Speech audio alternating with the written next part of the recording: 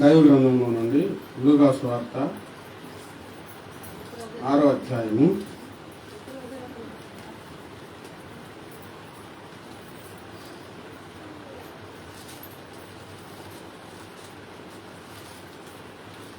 లూకా సువార్త 6వ అధ్యాయము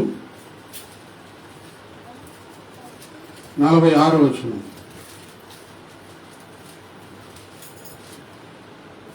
నేను చెప్పు మాటల ప్రకారం మీరు చేయక ప్రభువా ప్రభువా అని నన్ను పిలుచుట ఎందుకు?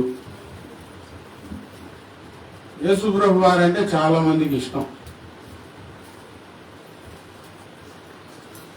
చాలా ప్రేమ కూడా. మందిరానికి రాకపోయినా ఇంట్లో ఉండి ప్రార్థన చేసుకునేవాళ్ళు. వాళ్ళందరూ వచ్చారనుకోండి మందిరాలు పట్టవు. అంటే అంతమంది దేవుని మీద ప్రేమ ఉన్నవాళ్ళు ఉన్నారు బయట జనాంగంలో. ఇక ద్వేషించేవాళ్ళు దూషించే వాళ్ళ సంగతి తర్వాత. దేవుడు అంటే ఇష్టం ఉన్నవాళ్ళు ఉన్నారు చాలామంది. వాళ్ళు ప్రార్థన చేసుకుంటారు. ఎప్పుడైనా అడిగితే ఇంట్లో ప్రార్థన చేసుకుంటున్నాంలేండి అంటారు. మందిరానికి రావడానికి భయం.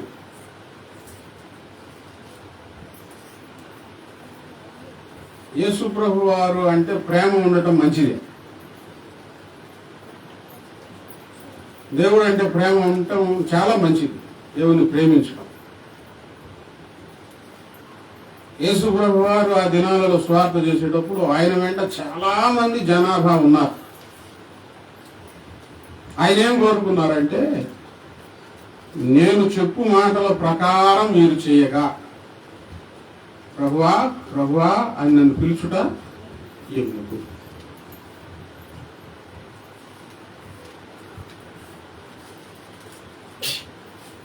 చాలా బాధపడుతూ చెప్పారు, ఎందుకు అట్లా పిలవటం నన్ను అని. దేవుడు ఏం కోరుకుంటున్నాడంటే, ఆయన మాటల ప్రకారం జీవించాలని ఆయన కోరుకుంటున్నారు. ఈ విషయంలో, దేవుని మాటల ప్రకారం జీవించే విషయంలో అనేకులు పొరబడుతున్నారు, తొట్టిల్లుతున్నారు, కంగారు పడుతున్నారు, నిర్లక్ష్యంగా ఉంటున్నారు. దేవుని ఆరాధించేటప్పుడు దేవుని మాటల ప్రకారం జీవించగలగాలి, అలవాటు చేసుకోవాలి.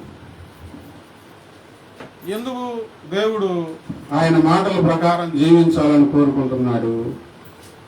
ఎందుకు అలా కోరుకుంటున్నాడు? ఆయన కోసమా మన కోసమా? చెప్పండి. దేవుడు ఎందుకు మాట్లాడుతున్నాడు? దేవునికి మాట్లాడాల్సిన అవసరమే ఉంది. ఎవరి కోసం మాట్లాడుతున్నాడు?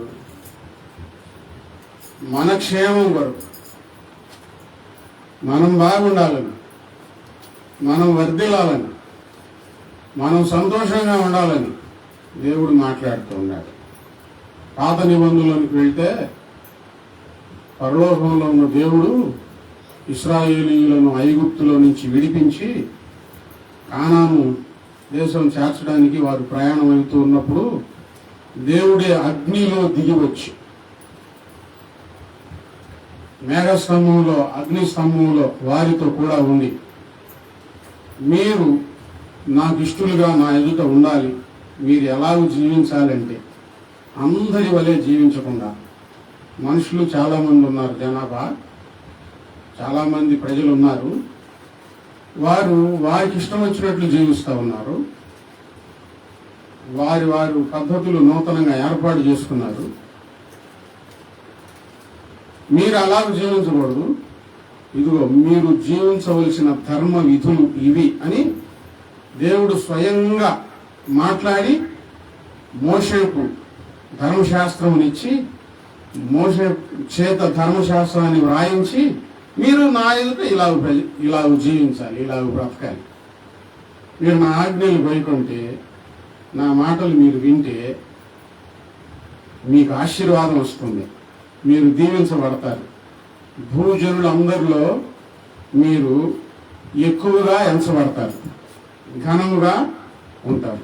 దేవుడు అందుకు మాట్లాడాడు. ఇప్పుడు అదే ప్రభువు శరీరధారిగా ఆ ప్రజల మధ్య దిగి వచ్చి ఆయన తన నోటితో, తన పెదవులతో, తన నాలుకతో స్వయంగా ఆ మాటలు వినిపించారు అన్నమాట. ఏం చెప్తున్నారంటే, నా మాటల ప్రకారము, నా మాటల ప్రకారం మీరు చేయక ప్రభువా ప్రభువా అని నన్ను పిలుచుట ఎందుకు? ఆయన ఏం చెప్పారు?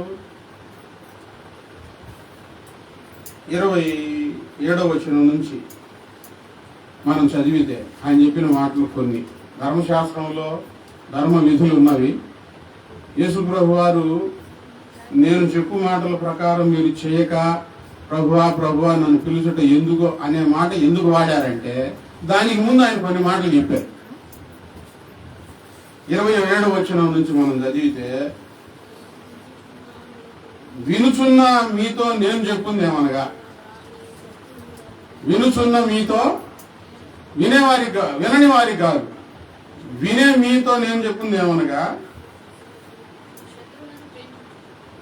మీ శత్రువులను ప్రేమించండి, మిమ్మల్ని ద్వేషించు వారికి మేలు చేయండి, మిమ్మల్ని శపించు వారిని దీవించండి, మిమ్మల్ని బాధించు వారి కొరకు ప్రార్థన చేయండి.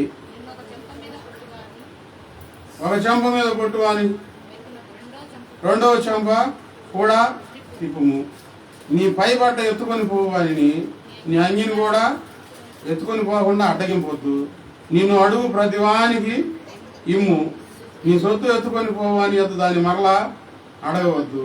మనుషులు మీకు ఎలాగూ చేయవాలని మీరు కోరుతారో అలాగే మీరును వారికి చేయండి. మిమ్మల్ని ప్రేమించు వారినే మీరు ప్రేమించిన యెడల మీకేమి మెప్పు కలుగును? పాపులను అలాగే చేతురు కదా. మనల్ని ఎవరైనా ప్రేమిస్తూ ఉంటే వారిని కూడా మనం ప్రేమించాలా అనే ఉద్దేశం ఉంటుంది. అంటే దాని అర్థం ఏంటంటే, మనకి ఎవరైనా సహాయం చేస్తుంటే, మనకి ఎవరైనా ఆదుకుంటూ ఉంటుంటే, మనతో ఎవరైనా మన మనసుకు నచ్చినట్లు ప్రవర్తిస్తూ ఉంటే వారిని ప్రేమించాలా అని అనిపిస్తూ ఉంటుంది. మిమ్మల్ని ప్రేమించే వారినే ప్రేమిస్తే మీకేం మెప్పు కలుగును? పాపులను అలాగూ చేతురు కదా. మిమ్మల్ని ద్వేషించే వారిని మీరు ప్రేమించగలగాలి. ఇవి నా మాటలు. చాలా కష్టం అనిపిస్తుంది. దేవుని ప్రేమతో నింపబడితే చాలా తేలిక. దేవుని స్తోత్రం. దేవుని ప్రేమ లేదనుకోండి హృదయంలో, మనల్ని ద్వేషించిన వారిని మనము ద్వేషిస్తాం, మనల్ని ప్రేమించిన వారిని మనము ప్రేమిస్తాం. యేసు ప్రభు వారి వలె ఆయనను ద్వేషించిన వారిని కూడా మనం ప్రేమించలేము. ఎప్పుడంటే దేవుని ప్రేమ మన హృదయాలలో లేనప్పుడు. ఈ మాటలు మీరు చేయాలి. ధర్మ విధులు ఉన్నాయి. ఇప్పుడు ఆయన ప్రత్యేకంగా మరి ఇంకా కొన్ని మాటలు చెప్తా ఉన్నారు. మీకు మేలు చేయ వారికే మేలు చేసిన ఎడల మీకేం మెప్పు కలుగును? పాపులను అలాగే చేతురు కదా. మీరెవరి యొద్ద మరలా పుచ్చుకునే వలన నిరీక్షింతురో వారికే అప్పిచ్చిన ఎడల మీకేం మెప్పు కలుగును? పాపులను తామిచ్చినంత మరలా పుచ్చుకునే వలనని పాపులకు అప్పిచ్చేదరు కదా. మిమ్మల్ని ప్రేమించిన వారిని ప్రేమించిన ఎడల, మీకు మేలు చేసిన వారికే మేలు చేసిన ఎడల, మీకు అప్పించిన వారికే అప్పించిన ఎడల, మీరు ఎవరు ఫలానా వాళ్ళు అప్పిస్తే వాటిని మళ్ళా తిరిగిస్తారు అని అప్పిస్తారు. అప్పు ఇస్తే తిరిగి ఎవరు అనుకుంటే ఎవరైనా అప్పిస్తారా? ఇస్తారా? అసలు ఎవరు. అలా ఎవరు చేస్తారని చెప్తున్నారు ప్రభు వారు? పాపులు చేస్తారు. ఇప్పుడు మీరు పరిశుద్ధులు, దేవుని రక్తంలో కడగబడ్డారు, దేవుని మాటలు వింటున్నారు. ఇప్పుడు మీరు ఒక ప్రత్యేకంగా జీవించాలి. మిమ్మల్ని ద్వేషించిన వారిని ప్రేమించాలి. మీ శత్రువుల కోసం ప్రార్థన చేయాలి. వీళ్ళకి అప్పిస్తే తిరిగి వచ్చింది అనుకుంటేనే అప్పు ఇవ్వటం కాదు. ఇది రాకపోయినా ఉన్న దాంట్లో ఇవ్వగలిగితే ఇచ్చారనుకోండి, అప్పుడు మీరేమవుతారు? చూడండి 15వ వచనంలో, మీరైతే ఎట్టి వారిని గూర్చి అయినను నిరాశ చేసుకొనక మీ శత్రువులను ప్రేమించండి, మేలు చేయండి, అప్పు ఇయ్యుడి. అప్పు గురించి ఇక్కడ మాట్లాడారు యేసు ప్రభువారు. ఇప్పుడు శత్రువులను ప్రేమించమంటే అదో వంతు. శత్రువులను ప్రేమించడం అంటే చాలా కష్టం, ఎవరు అలా చేయలేరు. చేయమని యేసు ప్రభువారు చెప్తా ఉన్నారు. మేలు చేసిన వారికే కాదు, కీడు చేసిన వారికి కూడా మేలు చేయండి అని అంటున్నారు. అంటే ఏంటి? అది అలా చేయాలి, దేవుని ఉద్దేశం. చేయగలగాలి. అప్పు గురించి మాట్లాడారు. ఎందుకు అప్పు గురించి మాట్లాడారంటే, అవసరత అనేది ఎప్పుడు ఎవరికి ఎలా వస్తుందో తెలియదండి. ఎలా వస్తుందో తెలియదు. ఈ భూమి మీద ఆ అవసరతలో మనం సహాయం చేయగలిగితే, ఎవరికి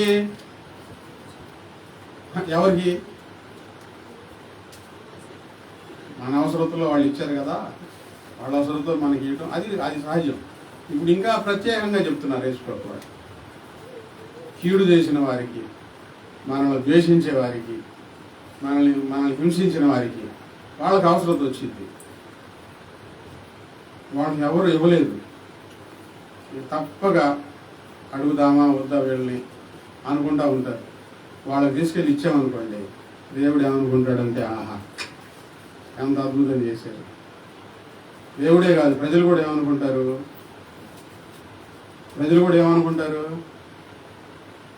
వాళ్ళు పలకపోయినా, వాళ్ళు బాధలో ఉన్నా, వీళ్ళంటే గిట్టకపోయినా వాళ్ళు మేలు చేశారు, అది గొప్ప సంగతి అని మనుషులు అనుకుంటారా లేదా?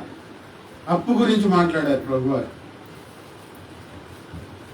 అప్పు ఇవ్వటం అనేది దేవుని చిత్తం, దేవుని ఉద్దేశం. అప్పు ఇవ్వండి అని చెప్పారు. ఇప్పుడు ఈ మాట చెప్తా ఉంటే కొంతమందిలో ఎవరికైనా అప్పు ఇచ్చామనుకోండి, అందాక ఇస్తామండి, ఇచ్చి అగ్గొట్టారనుకోండి, 5 రూపాయలైనా 50 రూపాయలైనా 500 ఇచ్చిన డబ్బు మరలా రాకపోతే చాలా బాధ.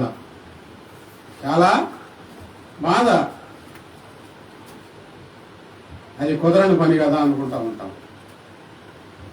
నేను చెప్తాను ముందు మీకు, దేవుని మాట మనం చేయాలి. మన స్థామత ఉన్న వరకు నూతన దినాలలో ప్రభువుని అంగీకరించినప్పుడు నా దగ్గర ఒక 2000 వరకు ఉన్నాయి. వాళ్ళు ప్రార్థనకు వస్తూ ఉన్నారు. అప్పుడే ఈ మాటలు నేను చదువుకుంటా ఉన్నాను బాగా. అన్నా 2000 కావాలి, నేను పలానా రోజు ఇస్తాను అని అన్నాడు. అంటున్నారా? పలానా రోజు ఇస్తానంటే ఒక 500 1000 రూపాయలు ఇవ్వచ్చు. 2000 అంటే 2000 ఇచ్చారు. ఇచ్చిన తర్వాత చెప్పారు, ఆయనకి ఇచ్చావా? ఆయన డ్రింకరు, ఆవిడ బాగానే ప్రార్థన చేసుకుంది, ఈయనేమో డ్రింకరు, అసలు లేడు, ఇంక నీకు మర్చిపోయాను అన్నది. మర్చిపోమని వేసుకోవడమే చెప్పారు. మీరు చెప్పేది ఏమన్నా? ఇంకా నాకు వీళ్ళందరూ చెప్పేసరికి కలకమంది. ఉన్న డబ్బులు ఒక 500 ఒక 200 ఎక్కిపోయేది. మరి ఇంట్లోకి లేకుండా నేను ఇచ్చాను కదా, చాలా తేడా పడ్డానే అనుకున్నాను. అయినా దేవుని స్తోత్రం ప్రభు అని ప్రార్థన చేసుకుంటా ఉన్నాను.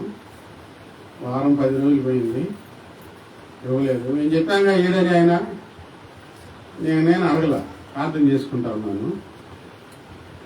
ఒకరోజు ఆయనే తీసుకొచ్చి 2000 చేతిలో పెట్టాడండి, తీసుకున్న డబ్బులు.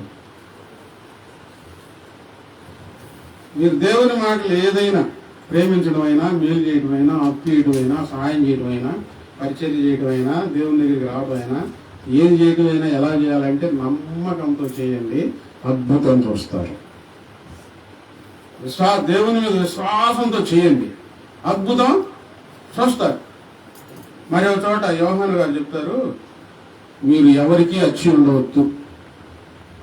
మత్తయి సువార్తలో కూడా ప్రభువు అని చెప్తారు, మీరు ఎవరికి అచ్చి ఉండవద్దు. అంటే అర్థం ఏంటి? ఎవరి దగ్గర అప్పు తీసుకున్నారు అనుకోండి, అది అచ్చి ఉండొద్దు, మళ్ళా తిరిగి వాళ్ళకి ఇచ్చేయండి. ఇప్పుడు వినండి, అప్పు ఇచ్చే వాళ్ళకి అప్పు ఇవ్వమని చెబుతున్నారు, అప్పు తీసుకున్న వాళ్ళకి మళ్ళా తిరిగి ఇచ్చేయండి అని చెబుతున్నారు. ఇప్పుడు దేవుడు న్యాయంగా చెప్పారా లేదా? ఇక్కడ జరిగేది ఏంటంటే బలవంతం చేయొద్దు, ఒత్తిడి చేయొద్దు, గొడవలు పెట్టుకోవద్దు. మనస్ఫూర్తిగా ఇచ్చేయండి నా మాట మీద. నా మాటల ప్రకారం చేయకుండా ప్రభువా ప్రభువా నన్ను పిలవడం ఎందుకు? నా మాటల ప్రకారం చేయకుండా ఎందుకు? ఇప్పుడు మీరు ఎవరు పిల్లలు? అక్కడ చదవండి, అప్పు ఇయుడి, అప్పుడు మీ ఫలము గొప్పదయుండును. ఎక్కడ? దేవుని దగ్గర. నిరాశ ఎట్టివారి గురించి చేయను, మీరు నిరాశ చేసుకోనకుండా మీరు శత్రువులను ప్రేమించండి, మేలు చేయండి, అప్పు ఇయుడి, అప్పుడు మీ ఫలము గొప్పదయుండును. ఇప్పుడు ఈ వాక్యం మీరు వింటున్నారు, ఇంకా చాలా మంది వింటున్నారు.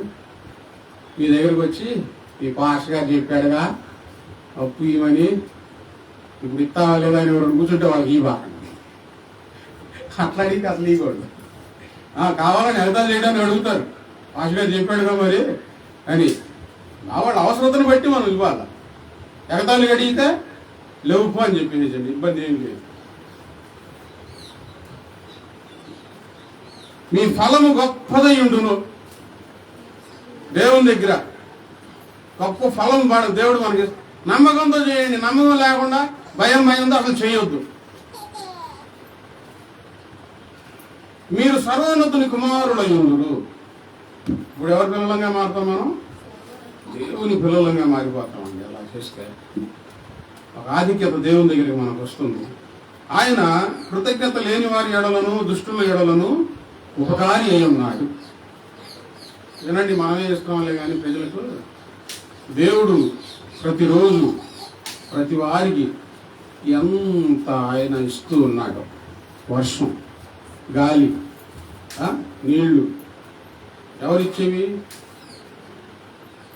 కరెంటు బిల్లు కట్టకపోతే కరెంటు పీక్కొని వెళ్ళిపోతాయి. మరి గాలికి ఎంత కడుతున్నావు? గాలికి నెల ఇప్పుడు వారం నేను స్తుతులు చెల్లిస్తా ఉన్నాను. ఆరోగ్యం ఇచ్చినందుకు స్తోత్రాలయ్యా, పిల్లలను బతికించినందుకు స్తోత్రాలయ్యా, పోషించినందుకు స్తోత్రాలయ్యా. మనం ప్రత్యేకంగా నేను చాలా ఆరాధనలు చూసి ఇలా చేస్తే బాగుండిద్దని నేను ఈ విధానం ఏర్పాటు చేసి ఉంచాను. అలా స్తుతించడం మంచిది. కొంతమంది ఆరాధనకు వచ్చి ఏంది ఇదే అనుకుంటా మనసులో కళ్ళు మూస్తూ ఉంటారు, కళ్ళు తీరుస్తూ ఉంటారు, స్తుతులు చెల్లించడం. మన జనం వైపు చూస్తూ ఉంటారు. మన ఎందుకు నేర్పిస్తున్నానంటే దేవుడు మనకి ఇచ్చిన వాటికి మనం ఏమి ఇవ్వలేములే కానీ స్తుతులు చెల్లించాలి, కృతజ్ఞత. చెప్పండి ఏంటది? ఎంత గాలి పీల్చుకుంటున్నాం. హాస్పిటల్లో ఆక్సిజన్ పెట్టారనుకోండి, ఆక్సిజన్కి డబ్బులు వేస్తారు, చాలా డబ్బులు వేస్తారు. ఆక్సిజన్ ఎవరిది? డాక్టర్ తయారు చేసింది కాదు. ఎవరిది? దేవుడు ఇచ్చింది. నీళ్ళకి ఎన్ని డబ్బులు ఇస్తున్నాం? ఇప్పుడు ఈ మధ్యలో నీళ్లు కొనుక్కుంటున్నాను కానివ్వండి. పొలానికి కూడా నీళ్లు కట్టాలంటే, పొలానికి నీళ్లు కట్టాలా, ఆ నీళ్లు కొనాలంటే ఇంట్లో నీళ్ళన్నీ కొనుక్కొచ్చుకుంటున్నాం. 5 రూపాయలు కాదు 100 రూపాయలను పెట్టి కొనుక్కొచ్చి తాగుతాం. పొలానికి నీళ్లు కొనాలంటే జరిగే పనేనా? ముందు రావచ్చేమో. నేను చిన్నప్పుడు ముందు నీళ్లు అమ్ముతారు, నీళ్లు కొనుక్కుంటా అంటే అది ఎందుకు జరిగేదిలే అనుకొని నవ్వుకున్నాం. ఎవడు కొంటాడు? నీళ్ళు ఎవడు కొంటాడు? నీళ్ళు ఎవడు అమ్ముతాడు? మనిషి అమ్ముతాడు. అసలు నీళ్ళదే వ్యాపారం అయిపోయింది. ఇప్పుడు పెద్ద వ్యాపారం అయిపోయింది. గవర్నమెంట్ ఆసుపత్రి పక్కన ఒక కొట్టు ఉండేది, మందులు కొట్టు, మందు స్టాప్. ఆడికి వెళ్ళి 5 రూపాయలు ఇచ్చి 2 రూపాయలు ఇచ్చి 1 లీటర్ నీళ్ళు ఇవ్వండి, నీళ్ళు ఇచ్చాడు. అది తాగితే చెరువులో నీళ్లు కూలింగ్ పెట్టి అమ్ముతున్నాయి. ఇదేనా ఈ నీళ్ళు ఇచ్చావు మినరల్ వాటర్ కాదంటే మినరల్ వాటర్ ఆయన తీసుకొచ్చి పెడుతున్నాడు అని. ఇప్పుడు ఈ నీళ్లు కూడా ఆయన దొంగతనం చేసి అమ్ముతున్నారు.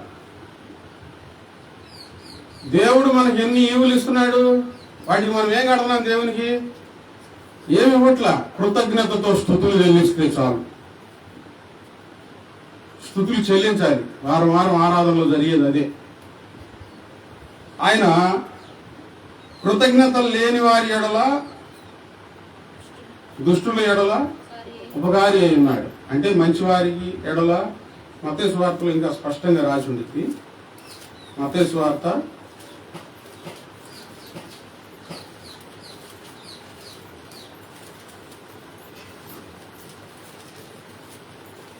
5వ అధ్యాయం 45వ వచనం. మత్తయి సువార్త 5:40. ఆయన చెడ్డవారి మీదను మంచివారి మీదను తన సూర్యుని ఉదయింపజేసి నీతిమంతుల మీదను అనీతిమంతుల మీదను వర్షం కురిపించుతున్నాడు. మీరు మిమ్మల్ని ప్రేమించి వారినే ప్రేమించిన యెడల మీకేం ఫలం కలుగును? కృతజ్ఞత కలిగిన వారి ఎడల, కృతజ్ఞత లేని వారి ఎడల, దుష్టుల ఎడల ఆయన ఉపకారి అయి ఉన్నాడు. అందరికీ ఆయన ఏం చేస్తా ఉన్నాడు? ఉపకారం చేస్తూ ఉన్నాడు ప్రజలందరికీ. ఇప్పుడు మనం దేవుని పిల్లలం, అందరికీ మనం ఏం చేయాలి? ఉపకారమే చేయాలి. అపకారం అనేది మన జీవితంలో ఉండకూడదు. అపకారం అనేది మనం తలంచుకున్నామే అనుకోండి, ఇక సైతాన్ పిల్లలమే, దేవుని పిల్లలం కానేరము. దేవుని మాటల ప్రకారం మనం జీవించి సర్వోన్నతుని కుమారులుగా మనం ఉండాలంటే కృతజ్ఞత కలిగిన వారి ఎడల, కృతజ్ఞత లేని వారికి ఉపకారం చేయాలి. అప్పుడు మనం దేవుని పిల్లలంగా మారుతాం. ఇప్పుడు వర్షం అందరి మీద కురుస్తుందా లేదా? వర్షం కురిపిస్తుంది ఎవరు? ఎండ. సూర్యుడు ఎవరి స్వాధీనం? చంద్రుడు ఎవరి స్వాధీనం?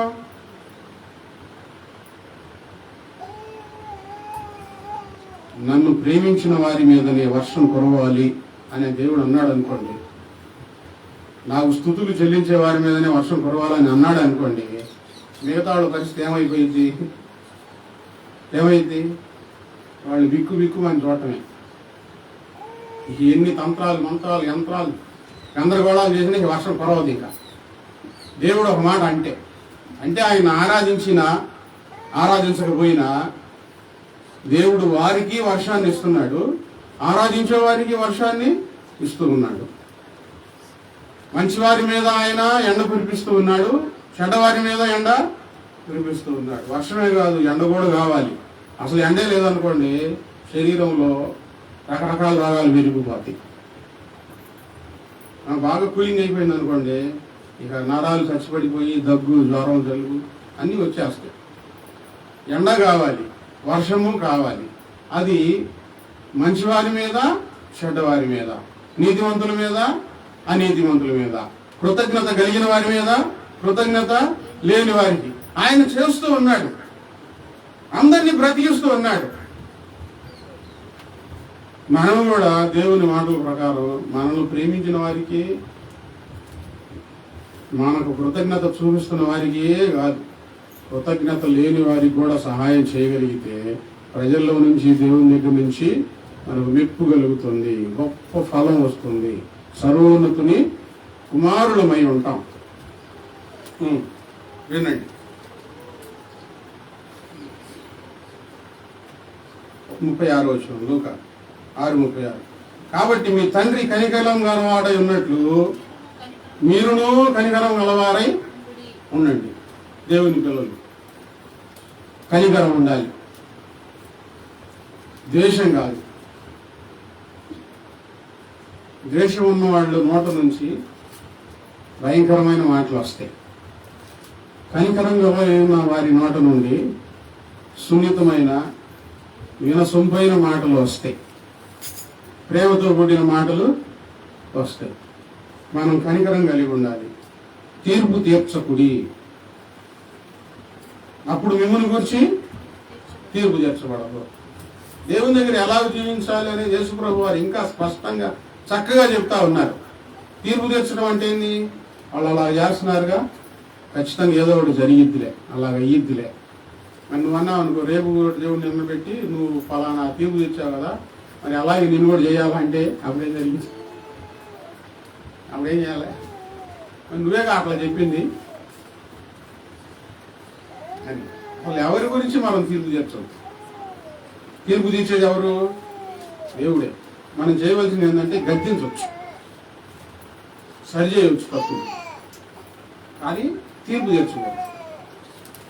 తీర్పు తీర్చే అధికారం మనకు లేదు. అప్పుడు మిమ్మల్ని వచ్చి తీర్పు తీర్చకూడదు. నేరం మోపకుడి. నేరం మోపడం అంటే ఏంటి?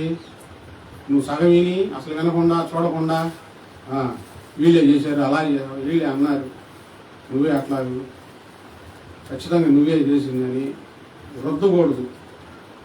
చూసి కళ్ళార చూసి చెవులార విని అప్పుడు గద్దించవచ్చు. నేరం మోపకూడదు, తీర్పు తెచ్చకూడదు, సరి చేయవచ్చు. నేను చూశాను, వీళ్ళు అలా చేశారని చెప్పచ్చు. నువ్వు చూడకుండా వినకుండా నేరాలు మోపకూడదు. నువ్వు నేరం మోపితే నీ మీద నేరం మోపబడింది. నేరం మోపకుండా ఉంటే నీ మీద ఏ నేరమో మోపబడదు, ఏ నేరం మోపబడదు. స్పష్టంగా తెలుసుకొని ఏదైనా నువ్వు చెయ్యాలి. ఎవరైనా నవ్వుతా మాట్లాడుకుంటా ఉన్నారనుకో, లోకం ఏంది? వెంటనే నేరాలు మోపిద్ది, ఏందో ఉంది అనేది. నీవు అలా అనుకోకూడదు. ప్రార్థన చేసుకోవాలి, వారి గురించి ప్రార్థన చేయాలి. ఏది పడితే అది ఎట్లా పడితే అట్లా అనకూడదు. దేవుని దగ్గర అడగాలి. నువ్వు వ్యభిచారపు నిందలు వేసావు అనుకో, నీ మీద కూడా వ్యభిచారపు నిందలు వచ్చేస్తాయి భయంకరంగా. అవి రాకుండా చూసుకోవడం చాలా మంచిది. దొంగతనం నింద వేసావు అనుకో, నువ్వు కూడా దొంగతనం చేసావు, ఎవరో నీ మీద నింద వేస్తారు. ఎందుకు వచ్చింది నింద, ఎందుకు వచ్చింది బాధ అంటే నువ్వు అలా చేసావు. చాలా జాగ్రత్తగా ఉండాలా. నన్ను అట్లా అంటున్నారు, ఇట్లా అంటున్నారు, నేనేం చేయలేదంటే నువ్వేం చేయలే, నిజమే, ఎవరి మీద నిందేశావుగా, అందుకని ఈ నింద నీ కూడా మీద వచ్చింది. నేరం మోపకుడి, అప్పుడు మీ మీద నేరం మోపకూడదు. క్షమించుడి, అప్పుడు మీరు క్షమించబడతారు. ఇయ్యుడి, ఇక్కడ కూడా దేవుడు చెప్తా ఉన్నాడు. ఏం చేయాలంట? ఏం చేయాలి? దిగపట్టమంటలేదు. ఇవ్వండి, మీకున్న దాంట్లో ఇవ్వండి, నిరాశ చేసుకోక ఇవ్వండి, అప్పుడు మీకు ఇవ్వబడుతుంది. నువ్వు పిసితనంగా ఉన్నావు అనుకో, నువ్వు బిగబట్టావు అనుకో, నీకు వచ్చేవి కూడా బిగబట్టబడతాయి. ఇవ్వండి. మీకు ఎట్లా ఇస్తారని ప్రభు వారు చెప్తా ఉన్నారంటే, అప్పుడు మీకు ఇయ్యబడును, అణచి కుదిలించి దిగజారునట్లు నిండు కొలతతో మనుషులు మీ ఒడిలో కొలుతుడు. మనుషులకు ఇచ్చేదైనా దేవునికి ఇచ్చేదైనా నిరాశ చేసుకొనక సంతోషంగా పిసితనంగా కాకుండా బాధపడతా కాకుండా సంతోషంగా ఇచ్చావనుకో, అణచి కుదిలించి దిగజారునట్లు. మిరపకాయలు బస్తాలు దొక్కుతారు చూసారా? పైన అట్లా వేరు, కదిలిస్తారు, ఎత్తి కుదేస్తారు, కాళ్ళతో తొక్కుతారు, నిండుగా దొక్కుతారు. దాంట్లో నువ్వు ఇచ్చావనుకో, దేవుడు కూడా అట్లా అట్లా వేయడం కాదు, అణచి కుదిలించి దిగజారునట్లుగా దేవుడు ఇచ్చేటట్లు చేస్తాడండి. స్తోత్రం, దేవుని స్తోత్రం. ఎప్పుడు దేవుని మాటల ప్రకారం చేస్తా ఉంటే, చేయకపోతే ఎట్లా వస్తే ఇంకే ప్రార్థన చేయన్న, ఎప్పుడు శోధలే నాకు ఆ మాటలు ఏమిటి అంతే. నువ్వు అప్పుడు దేవుడు నీకు ఇస్తాడు, సమృద్ధిగా ఇస్తాడు. దేవునికి ఇచ్చి నష్టపోయిన వారి చరిత్రలో ఎక్కడా లేనే లేరు. కొలతను మనుషులు మీ ఊళ్ళో మీరు ఏ కొలతతో కొలుతారో ఆ కొలతతోనే మళ్ళా మీకు కొలవబడమని చెప్పాను. ఇవి యేసుప్రభు వారి మాటలు. ఇక్కడ ఎన్ని ఉన్నాయి? కొన్నే ఉన్నాయి. మనిషి జీవితానికి అవసరమైన శ్రేష్టమైన మాటలు కొన్నైనా ఉన్నాయి. బైబిల్ గ్రంథంలో ఇంకా చాలా మాటలు ఉన్నాయి. ఆయన కొన్ని చెప్పారు, దైవజనుల ద్వారా కొన్ని చెప్పించారు, పత్రికల్లో కొన్ని రాయించారు.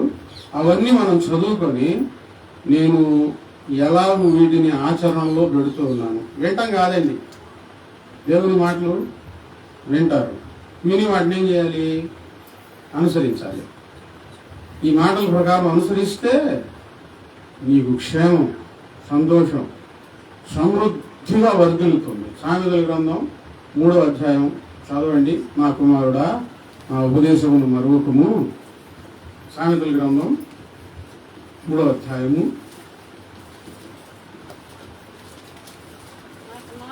నా కుమారుడా, నా ఉపదేశమును మరువకుము, నా ఆజ్ఞలను హృదయపూర్వకంగా గైకొనుము. దేవుని మాటలు ఎట్లా గైకొనాలి? ఎలా చెప్పండి? బాధపడతానా? ఏడుస్తానా? సణుక్కుంటానా? హృదయపూర్వకంగా గైకొను.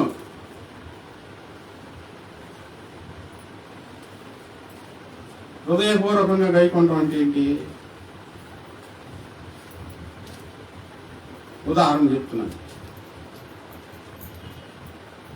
మా ఇదిగో ఈ బియ్యం తీసుకెళ్ళి తొందరగా అన్నం వండు అని అంటాం అనుకోండి.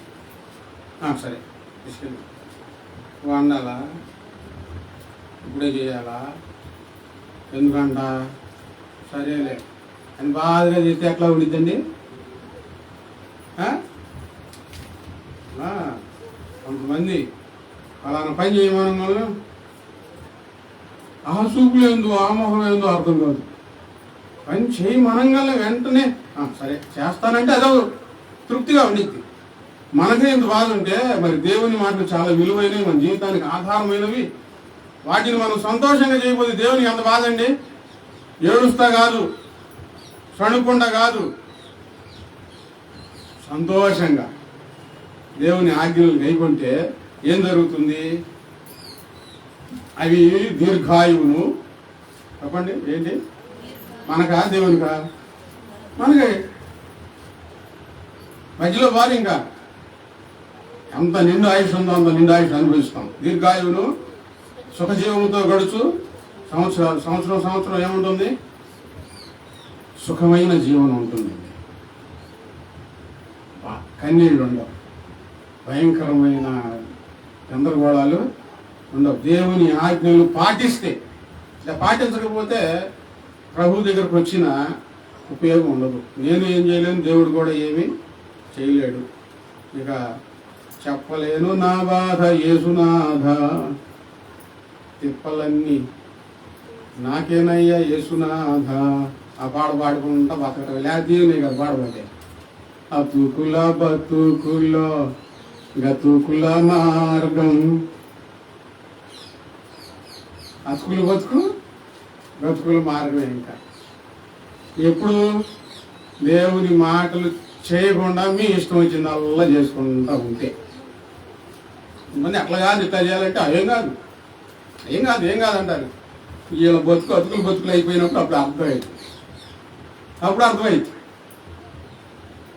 దేవుడు పెద్ద మనసుతో, మంచి మనసుతో ఇలా ఉండండి, ఇలా జీవించండి, అవి దీర్ఘాయువునిస్తాయి, సుఖజీవనం, మీకు సుఖజీవంతో గడుచు సంవత్సరాలు. ప్రతి సంవత్సరం సుఖం అంటే అంత ఆనందం అండి జీవితంలో, ఎంత సంతోషం. శాంతిని నీకు కలగజేయును.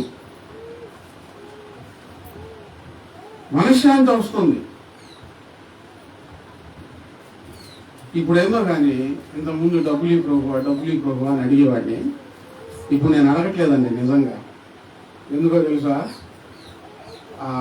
ఆ సంతోషం, ఒక రకమైన నెమ్మది వచ్చేసేసింది. డబ్బు కాదు, దేవుడు మనతో ఉంటే చాలు. నిజంగా నేను అడగట్లా. ఇంతకుముందు అడిగా ఎప్పుడు ఇస్తావు ప్రభు, చాలా ప్రయత్నాలు చేశా. అవన్నీ ఏమైపోయినాయి అంటే గందరగోళాలను సృష్టించింది. కానీ ఇప్పుడు మాత్రం ప్రశాంతంగా ఉంది.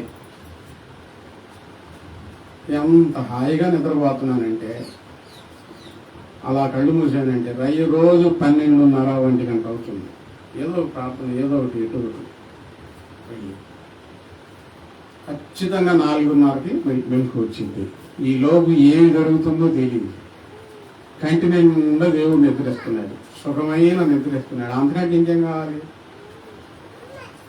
మరలా మెలుపు వేస్తున్నాడు. పిడుగులు వర్షం వచ్చిందంటే అది నాకు తెలియలేదు. డబ్బులు లేదని అసలు బాధే పోయింది. మనశ్శాంతి కావాలండి. దేవుని మాటల ప్రకారం చేస్తూ ఉంటే మనశ్శాంతి వస్తే చాలు.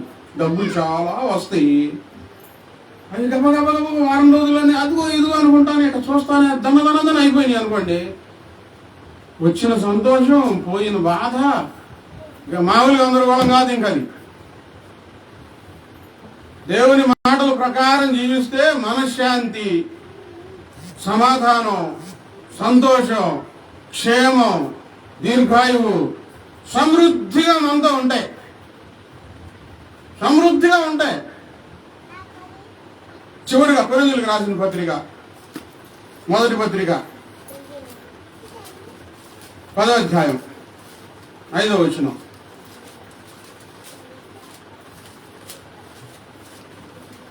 కొరింథీయులకు రాసిన మొదటి పత్రిక 10వ అధ్యాయం 5వ వచనం. అయితే వారిలో ఎక్కువ మంది దేవునికి ఇష్టలుగా ఉండకపోయిరి. చాలు. అయితే వారిలో ఎక్కువ మంది దేవునికి ఇష్టలుగా, కొరింథీయులకు రాసిన మొదటి పత్రిక 10వ అధ్యాయం 5వ వచనం. 10వ అధ్యాయము 5వ వచనం. అయితే వారిలో ఎక్కువ మంది దేవునికి ఇష్టలుగా ఉండకపోయిరి గనుక అరణ్యములో వారు సంహరింపబడిననుంది. ఇశ్రాయేలీయులు చాలా మంది ఐగుప్తులో నుంచి బయలుదేరారు. ఎక్కువ మంది దేవునికి ఇష్టంగా ఉండలేదు, కొద్ది మంది దేవునికి ఇష్టంగా ఉన్నారు. ఈరోజు దేవుని మాటలు వింటున్న నీవు, దేవునితో సహవాసం చేస్తున్న నీవు, దేవునికి నీ జీవితం ఇష్టంగా ఉందా, కష్టంగా ఉందా? ఎక్కువ మంది దేవునికి ఇష్టలుగా ఉన్నారన్నట్టయితే కొద్దిమంది అది సహజమేలే అనుకుంటా ఉంటాం. ఇప్పుడు ఒక తల వేసామనుకోండి, తాలు గింజలు వస్తాయి. ఎక్కువ వస్తాయా, తక్కువ వస్తాయా? కొద్ది వస్తాయి, రాకుండా ఏముండవు. కొన్ని రాలిపోతూ ఉంటాయి, అన్నీ మనం తెచ్చుకోలేము. ఎక్కువ పోతే కొద్దిగాని చేతికి వస్తే ఎంత బాధ. అంత కష్టపడి దేవుడు అంత కష్టపడి వెళ్ళి విడిపిస్తే ఇశ్రాయేల్ ప్రజలను ఎక్కువ మంది దేవునికి ఇష్టలుగా ఉండకపోయేది. ఎందుకు ఇష్టలుగా ఉండలేదు? ఆయన మాటల ప్రకారం వాళ్ళు లేరు, ఆయన మనసు ప్రకారం వీళ్ళు లేరు. ప్రార్థనకు వెళ్ళే వారందరిలో ఎక్కువ మంది ఇష్టలుగా ఉండకుండానే ఉంటున్నారు. దేవునికి ఇష్టంగా ఉండాలంటే ఆయన మాటలు వినాలి. ఆయన మాటలు ప్రకారం చేయని వారు ఆయనకి ఇష్టలు కానేరారు. ప్రతిరోజు ఆయనతో మాట్లాడాలండి, మనతో ప్రతిరోజు ఆయన మన దగ్గరికి రావాలి. ఎందుకు వస్తాడు? ఇష్టంగా ఉంటే ఆయన మన దగ్గరికి వచ్చేస్తాడు. మనం అంటే ప్రేమ ఉంటే మన దగ్గరికి వచ్చేస్తాడు. వీళ్ళు నాకు చెప్పిన మాట వింటారని మనం చూడాలని తహతహలాడుతూ ఉంటాడు, మనతో మాట్లాడాలని ఆశపడతా ఉంటాడు. మీ జీవితం దేవునికి ఇష్టంగా మారాలి. ఎప్పుడు మారుతుంది? ఆయన చెప్పిన మాటల ప్రకారం చేయకుండా ప్రభువా ప్రభువా అని పిలుస్తే ఏమి ఉపయోగం ఉండదు. మోకరించండి.